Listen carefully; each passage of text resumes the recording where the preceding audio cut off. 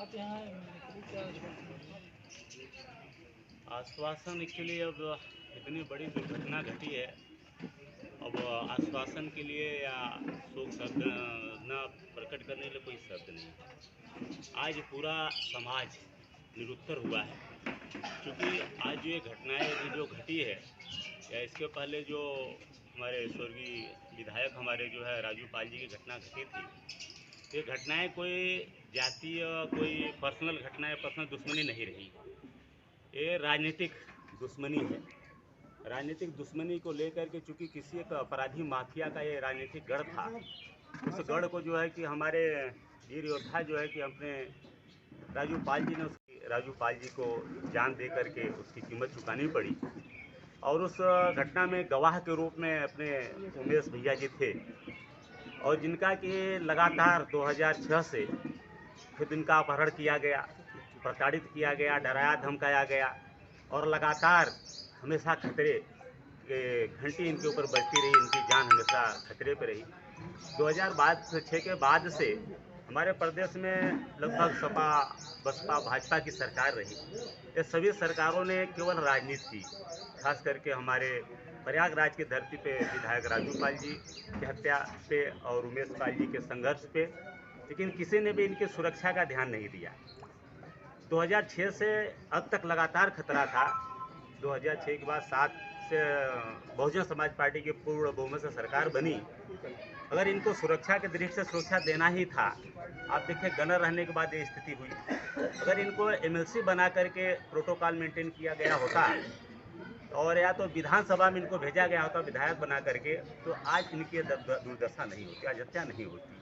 और समाजवादी पार्टी की पूर्ण बहुमत की सरकार रही।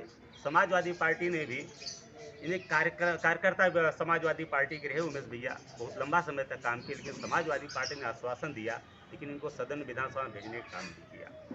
फिर छोड़ करके भारतीय जनता पार्टी में जो में शामिल हुए। भारतीय जनता पार्टी की पूर्ण बहुमत की सरकार है, प्रदेश में है और केंद्र में है, और भारतीय जनता पार्टी के नेताओं को भी पता है कि उमेश पाल जी पे खतरा है, इन पे डराया जा रहा, धमकाया जा रहा है, और गवाह है, और जो अपराधी है वो एकदम प्रबल है, वो अपनी जान बचाने के लिए कुछ भी करेगा, आज कर भी दिया। तो भारतीय जनता पार्टी के नेता भी इनको सुरक्षा देने के हिसाब से इनको कुछ भी न्याय नहीं किए। आज दो पुलिस कुछ नहीं कर पाई।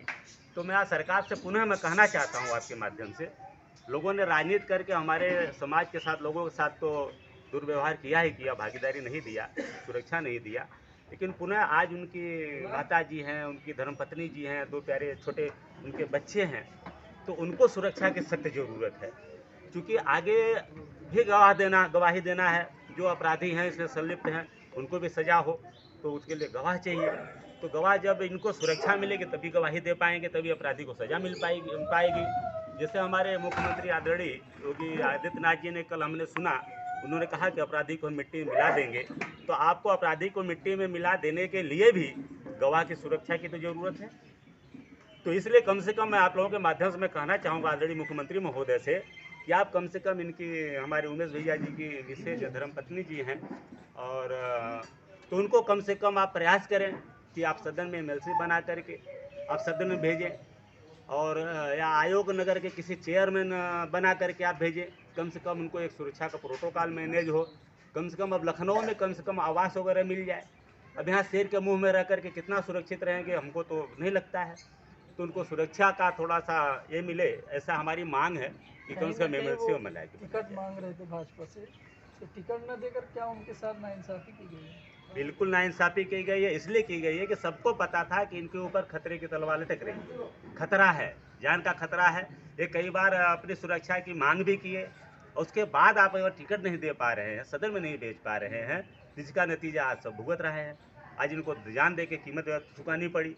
ये तो हमारा स्पष्ट हमारा आरोप तीनों पार्टियों पे है, और आज खास करके बहुजन समाज पार्टी पे तो हमको और ज़्यादा हमको रोष आ रहा है कि इतने बड़े दुर्दांत अपराधी की पत्नी को बहुजन समाज पार्टी के एक प्रदेश अध्यक्ष हमारा बनाया गया है, वो आकर के यहाँ उसको अपनी पार्टी में सम्मिलित करता है, और सम्मिलित करने का नतीजा हो गया ये होगा कि आज हम देख रहे हैं, हम हमारा सब थोड़ा हमारे भाई को प्राण दे करके उसकी कीमत चुकानी पड़ रही है। तो आगे पाल समाज क्या करने वाला है इसके लिए? पाल समाज पूरी तरीके से दुखित भी है और क्रोधित भी है, और पाल समाज अपने न्याय के लिए और खास करके उमेश पाल जी के परिवार के सुरक्षा के लिए न सरकार लेती है, वो भी साथ लेती है।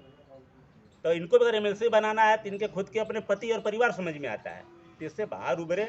और इनको फिलहाल में एक ही मांग है कि आप इनको एमएलसी बनाएं, इनको सुरक्षा दें। और पाल समाज के लोगों से मैं कहना चाहूँगा कि आप लोग अपनी बिगड़ी जो है बनाइए, क्योंकि जब आपको शेर के सामने शिकार बनाया जाता है तो आपको शिकार बना के पेश किया जाता है। आप देख रहे हो, आपको उत्तर प्रदेश से 2 माफिया रहे, एक आपका प्रयागराज में रहा, एक गाजीपुर में रहा। प्रयागराज में इसका माफिया का राजनीतिक गढ़ खत्म करने का काम हमारे पाल समाज के नेता हमारे राजू भैया ने किया और उमेश भैया ने किया, राजनीतिक गढ़ खत्म किया। लेकिन आज भी गाजीपुर के माफिया गढ़ नहीं खत्म हो पाया है और निर्दल विधायक और सांसद बनते आ रहा है। तो क्या इसका यही कीमत हमारा पाल समाज देगा? और ये सारी पार्टियां सबकी बात करने वाली, कई जो पिछड़े की बात करने वाली और दलित की बात करने वाली और धर्म की बात करने वाली पार्टियां, ये हमारे समाज को गुमराह कर रही हैं। तो हमारे समाज से मैं कहना चाहूँगा कि अपनी लड़ाई स्वयं आप लड़िए, इनके बहकावे में मत आइए।